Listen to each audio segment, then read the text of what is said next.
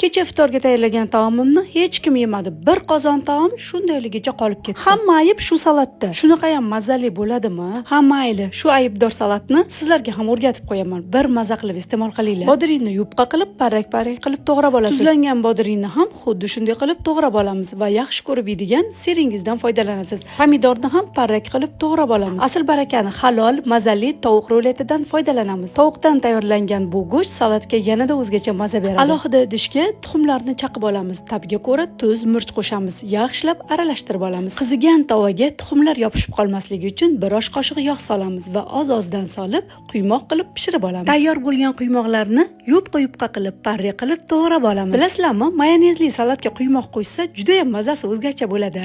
Endi hamma to'g'ralgan mahsulotlarimizni bir idishga solamiz. Salatimizga yanada maza beradigan salat barglarini qo'lda maydalaymiz va ustiga mayonez solib, salatimizni yaxshilab aralashtirib olamiz. Mana 15 daqiqada mazali salat tayyor bo'ldi. Agar sizga retsept yoqqan bo'lsa, bittagina yurakchani bosib qo'ying, xursand bo'laman. Sahifamga o'tsangiz, bundan-da ko'p retseptlarni topasiz. Agar ishtahangiz ochilsa, Robiyangizniki iftorga kelasiz.